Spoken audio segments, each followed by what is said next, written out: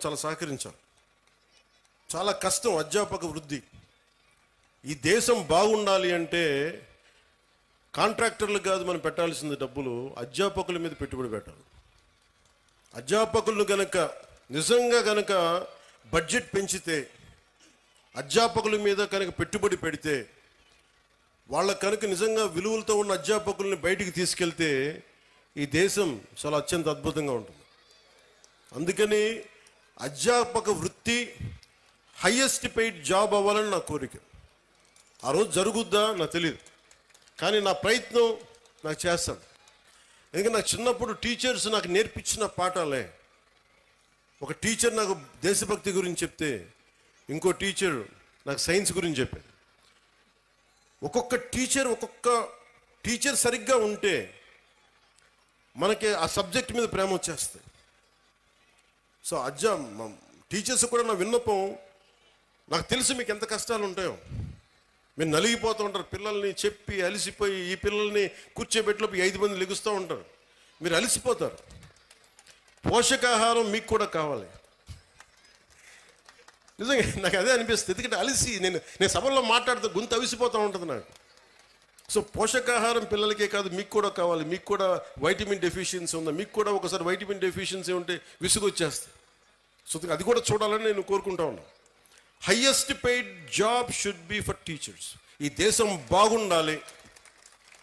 ఎందుకంటే మీరు సరైన టీచరు ఒక్కళ్ళు దొరికితే దేశం తాలూకు దిశానిర్దేశాన్ని మార్చేస్తారు. నాకు ఒకే ఒక టీచర్ చెప్పాడు, ఇప్పుడు 9th-లోనో 10th-లోనో నాకు తెలుగు పాఠం చెప్పాడు. ఆ తెలుగు పాఠం ఒకటి దేశభక్తి గురించి చెప్పాడు, చంద్రశేఖర్ ఆజాద్ గురించి చెప్పాడు, భగత్ సింగ్ గురించి చెప్పాడు. నాకు దేశానికి ఏదైనా చెయ్యాలని ప్రేరణ కలిగింది ఒక 9th-లో 10th-లో ఇచ్చిన ఒక టీచర్. అలాగే ఎప్పుడో 6వ తరగతిలో 8వ తరగతిలో ఒక మెడ్రాస్లో చదువుకుంటా ఉంటే చెన్నైలో ఒక టీచర్ చెప్పింది, ఎదుటివాడి కష్టాన్ని దోచేయకు అని ఒక పాఠం. అది డైరెక్ట్గా ఉండదు, కానీ గుర్రం జాషువా గారు రాసింది ఫిరదౌసి పాఠం చెప్పాడు నాకు.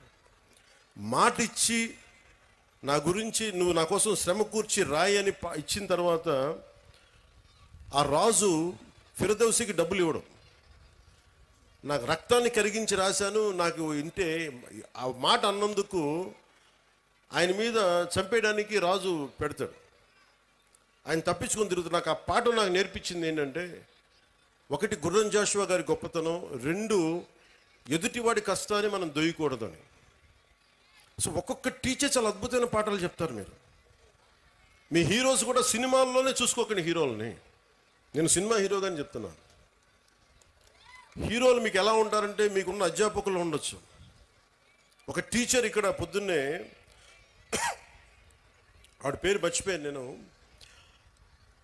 బ్రాంజ్ మెడల్కి రెజ్లింగ్కి ఒక వ్యాయామం ఒక పీటీ టీచరు మీ విద్యార్థులను తయారు చేశారు. ఆవిడ వాళ్ళు వెళ్ళి బ్రాంజ్ మెడల్ కొట్టుకొచ్చారు. And she a hero for me. హీరోలు అంటే మీరు కేవలం సినిమాల్లో మీరే కదా madam, you are a hero. హీరోలు అంటే ఎంతసేపు సినిమాలో ఉండాలని అనుకోకండి. మామూలు కనిపిస్తారు, నల్లని హ్యాండ్ బ్యాగ్ పెట్టుకొని నవ్వుతా, పొద్దున్న లేచినప్పటి నుంచి వాళ్ళ బిడ్డలు బాగుండాలి, నాకు వాళ్ళు హీరోలు. నాకు వెంకటరామయ్య గారు మాస్టర్ ఒక ఆయన ఉండేవాడు. ఆయన నాకు చిన్నప్పుడు చెప్పిన పాఠాలు, వేమన శతకాలు గుర్తుండిపోయినాయి. నాకు ఆయన హీరో, నాకు ఆ టీచర్.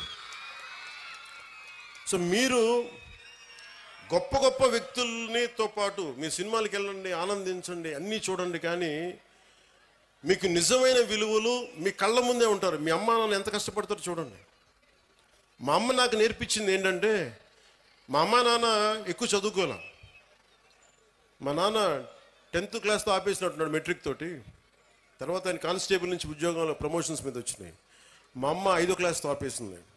కానీ వాళ్ళిద్దరి విలువలు ఎంత మంచి విలువలు అంటే, రోజు మా అమ్మ